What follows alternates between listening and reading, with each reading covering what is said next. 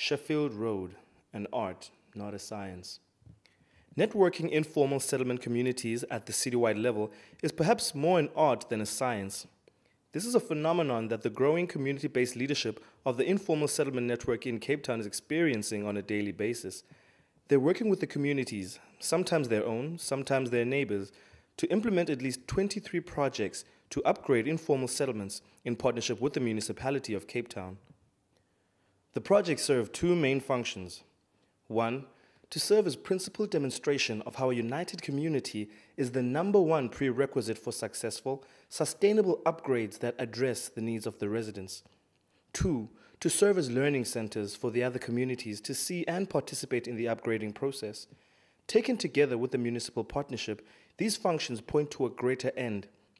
Bring together informal settlement community leaders at the citywide level to ensure that the poor have an influential voice in determining policy and practice for city planning and informal settlement upgrading.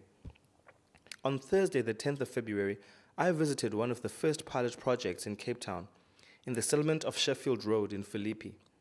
The project in this settlement is to reblock the very dense arrangement of shacks. This is being done in clusters of approximately 12 to 15 shacks. Once the clusters are reblocked, the municipal government has agreed to install toilets where the residents desire in each cluster. This has already happened in one cluster, and 2 more are set to finish by the end of the month. When I arrived at Sheffield Road, the pilot project team of the Informal Settlement Network, the ISN, was preparing to meet one of the clusters. They were going over some possibilities for the design of the cluster using miniature 2-scale blocks for shacks. Some of the community leaders wanted to make sure that when each shack was rebuilt, that it would be as big as possible. At the same time, ISN leaders on the pilot project team talked through the implications of maximizing the space within the cluster. It was an important to and fro where ISN leaders gained a greater appreciation for the needs and interests of the community, while all sides reached a greater understanding about how to use space most effectively in this project.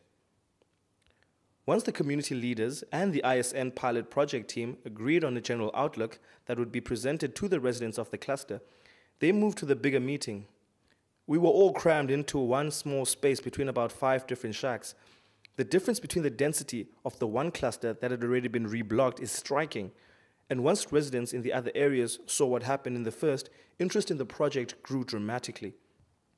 One of the key elements of the reblocking process in Sheffield Road is that each household must contribute 10% of the cost towards rebuilding their shack.